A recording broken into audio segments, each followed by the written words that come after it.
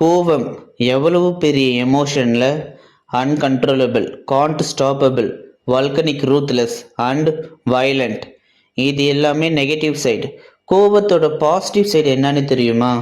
Victory, ultimate success, limitless glory and ocean prime achievement. இது எல்லாமே எப்படி பாசிபிள்னு கேட்டால் கண்டிப்பாக possible. Nothing is impossible in front of possible. அதுக்கு நம்ம கிட்ட கண்டிப்பா இருக்க வேண்டியது அமைதி, பொறுமை, கடைசியா நிதானம். அப்போ ஆரம்பிக்கலாமா? கோபத்துக்கு இருக்கிற அந்த ஒரு எமோஷன் வேற எந்த ஒரு ஃபீலிங்ஸ்க்குமே இல்லை. அப்போ அந்த கோபம் எவ்வளவு ஒரு தனித்துவமான ஃபீலிங் இல்லை? சரி, என்னை யாராவது டீஸ் பண்ணாங்கன்னா எனக்கு கண்டிப்பா கோபம் வரும். அந்த இடத்துல கோபத்தை காட்டுறதுக்கு என்கிட்ட 3 வகையான பாசிபிலிட்டிஸ் இருக்குது. ஃபர்ஸ்ட் பாசிபிலிட்டி, டைரெக்டாக போய் எப்படி நீ என்னை டீஸ் பண்ணலாம்னு சொல்லி கெட்ட வார்த்தை பேசி சண்டை போட்டு ரத்தம் வந்து ஃபர்ஸ்ட் பாசிபிலிட்டி, என்னை எங்கே வேணாலும் கொண்டு போய் நிறுத்தலாம். செகண்ட் பாசிபிலிட்டி, அவங்கள அவாய்ட் பண்ணிட்டு போகிறது.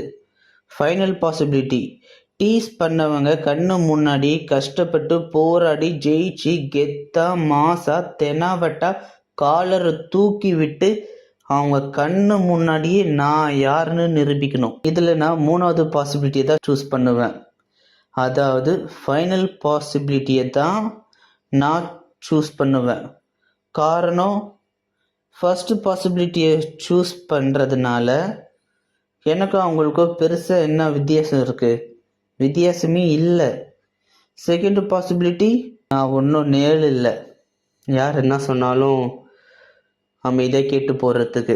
ஜெயிக்கணும், எல்லாரும் மதிக்கிற அளவுக்கு என்னை டீஸ் பண்ணவங்க கண்ணு முன்னாடியே ஜெயிச்சு காட்டணும்.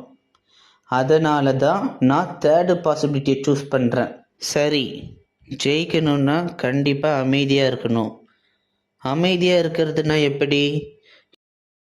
யார்கிட்டயும் பேசாமல் அமைதியாக இருக்கிறதா? கண்டிப்பாக இல்லை. ஜெயிக்கணும், ஜெயிக்கணும், ஜெயிக்கணும்.